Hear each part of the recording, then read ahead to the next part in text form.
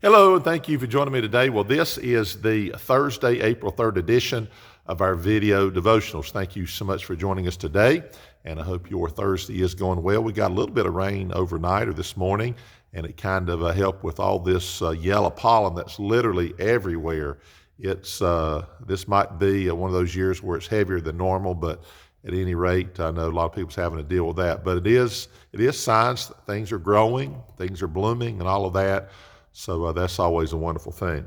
Well, this is our week that we're, paying tribute to our 5-year anniversary of our videos that we've been doing since April 1, 2020.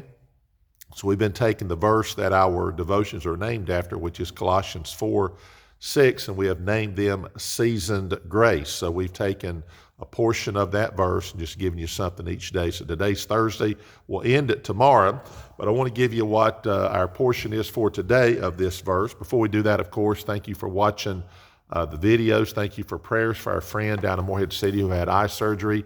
Then we've got another friend of ours who's going to be going into hospice soon, who lives down. He's from that area, but he'll be going into hospice around the New Bern area, or maybe I think it's Newport. There's a facility of hospice there. At any rate, if you can remember him, he's got cancer that's inoperable, and just remember him, and the Lord have his hand in his life during this time, if you will, okay? All right, so again, we appreciate everybody who watches the videos. Thank you for all those who go back to day one, and then, of course, we picked up people along the way, so we're appreciative of all of you. We've got our little steady crew of people who acknowledge they watch it, make little comments, and we're thankful for all of you, okay?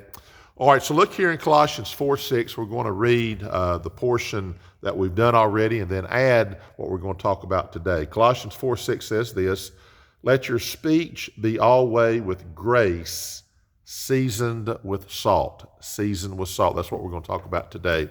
You know, I can't claim that I grew up in a time in which I'm going to describe to you, but on the very tail end, I'll say, of folks who knew what it was like to take an animal like a pig and slaughter that animal, then cut that animal up in pieces. Well, on the property where I live, there's a building that's right off the back porch, and you walk a little ways, and there's a lot of buildings. There's a barn and buildings and so on. But there's one that was called the meat house, okay, the meat house. And in that meat house is where they hung the meat. And I can remember one day when I was a boy, I came home, I think it was from school, and I think it was about November, cooler weather. And people in those days called it hog killing weather, okay? And by design, when they would kill the animal and they would process that meat, as we would say, it was cool enough to where that meat wouldn't spoil. So I remember they'd killed a hog. The hog had already been killed, and they had the neighbors came and helped my granddaddy with this particular hog. And they had taken some sawhorses and taken a 4x8 sheet of plywood and laid it across those sawhorses. And they'd taken that animal, they started splitting that animal up. And I remember looking, and they had this table in which it was this real thick, I guess it was called meat or butcher's paper. And they would take, I guess, one of those hams, those shoulders, whatever it was, and they'd taken black pepper and salt, and there may have been some brown sugar involved, but I know the salt for sure because the salt was the preservative, if you please. And they laid that ham in that brown paper, butcher paper, I guess it was, and they laid it on that mixture and coated it down real good, wrapped that, covered that paper. I think they taped it or something. They put it in some type of a big sack, and then they hung it up in the meat house on a nail. And we still have that building there. You can still see the beams that run across. And that meat was to cure from that point on, and that meant when it came hot weather, then that meat was cured and it wouldn't spoil because the salt was kind of that preservative, if you please. It was seasoned with salt, you can call it that.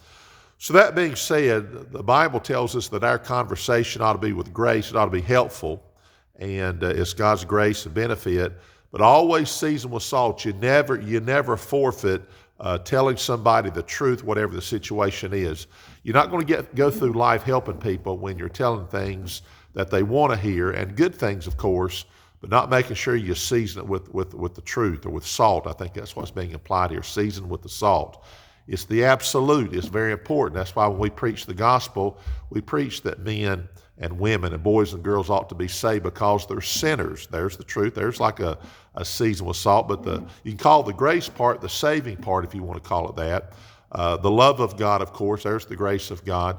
But Jesus died, he was buried, he rose again so that people that are sinners could be saved so they would not have to spend eternity apart from God, separated from God in a place called hell. Now that's the truth.